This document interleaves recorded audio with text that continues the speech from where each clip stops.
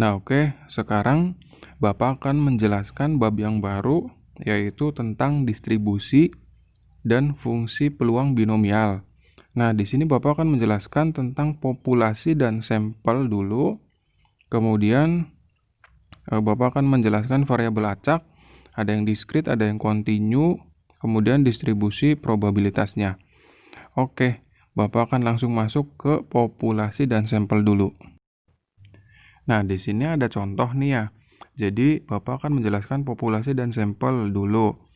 Nah, di sini ada ketika seorang ibu memasak sayur asam dengan berbagai sayuran, labu, melinjo, asam, dan bumbu rempah, ibu juga menambahkan garam ke dalam masakan tersebut ya. Di situ tuh ada bagaimana ibu tersebut dapat mengetahui masakan sayur asamnya sudah masak atau sudah enak belum kan gitu ya. Nah, untuk mengetahui hal itu kan dengan pasti seharusnya ibu kan tersebut menghabiskan seluruh isi kuali. Jadi kan ibu harus menghabiskan kualinya tuh sepanci penuh baru tahu oh ini enak kan gitu. Tapi kan dalam menilai masakan itu kan ibu hanya mengambil 1 sendok makan, kemudian mencicipinya.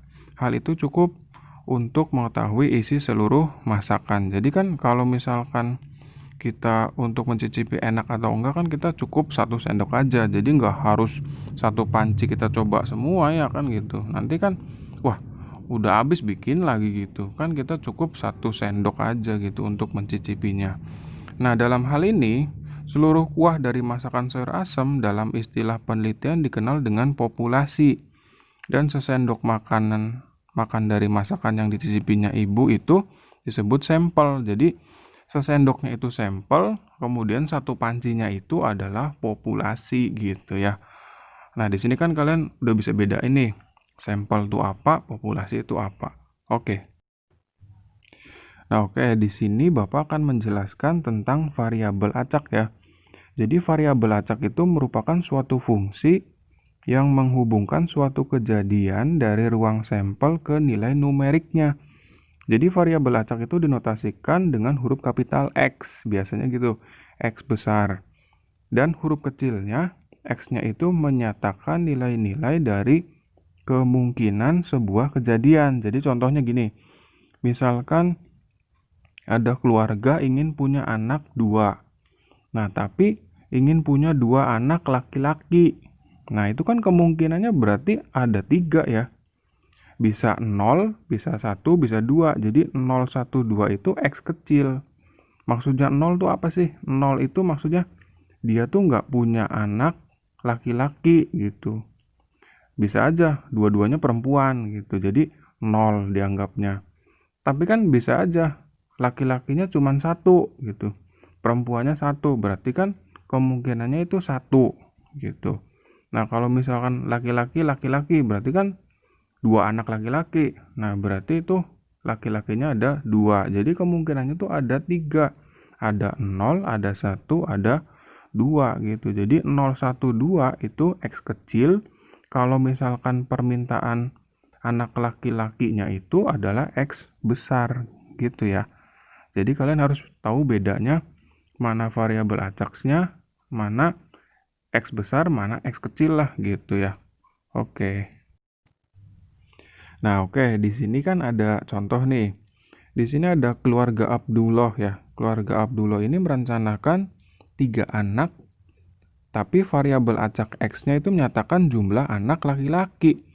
Ilustrasinya gimana? Nah, di sini kan berarti X besarnya tuh jumlah anak laki-laki.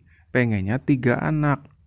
Jadi kan kalau misalkan kemungkinannya tuh ada 8. Apa aja? Ya, itu kan ada PPP, kemudian ada LPP, PLP, PPL kan gitu ya, terus sampai LLL. Nah, di situ ada 8. Variabel X-nya itu yang besarnya tuh 0, 1, 2, 3. Coba yang PPP. Kenapa itu 0? Karena kan variabel acaksnya itu jumlah anak laki-laki. Berarti kan itu nggak ada laki-lakinya ya 0 gitu. Tapi kalau misalkan yang kedua itu LPP, PLP, sama PPL itu dianggapnya punya anak 1 laki-laki gitu. Jadi ada 3 kemungkinannya ya. Jadi ada 3. Tapi dihitungnya 1, kan laki-lakinya cuma 1. Kemudian yang laki-lakinya 2 ada 3. Kemudian yang laki-lakinya ada 3, ya berarti kan cuma satu kemungkinannya gitu ya. Jadi tugas kalian itu mencari ruang sampel. Jadi mencari kemungkinan yang ada sampai nggak ada lagi kemungkinannya kayak gitu. Jadi ini tuh pelajarannya ngitungnya sih sedikit, cuman kalian tuh harus pinter-pinter mencari kemungkinannya ini. Nah, nanti itu namanya distribusi probabilitas ya. Oke, lanjut ke contoh selanjutnya. Nah, oke, sekarang ke contoh yang kedua. Di sini ada masalah kelereng dalam kantong. Nah, biasanya yang lagi ngehits tuh yang kayak kelereng gitu, punya anak, terus ngembaliin kunci, kayak gitu. Nah, ini kan di sini ada dalam sebuah kantong berisi 10 kelereng. Ada 4 merah sama 6 biru. Dari kantong tersebut diambil 2 kelereng berturut-turut. Nah, ini kan diambilnya berturut-turut, berarti satu-satu ya. Hal ini berarti hasil yang mungkin untuk X sebagai variabel acak X besar itu menyatakan banyak kelereng merah yang diambil. Jadi, ini X besarnya tuh banyak kelereng merah yang diambil. Jadi dua-duanya tuh 2 kelereng ini pengennya merah. Kalau tadi sih kan yang anak tuh pengennya laki-laki. Kalau sekarang sih 2 kelereng ini pengennya merah semua. Berarti kan kemungkinannya jadi apa? Ruang sampelnya bisa BB, BM, MB, sama MM. Nah, berarti kan variabel acak X-nya itu, X kecilnya itu apa?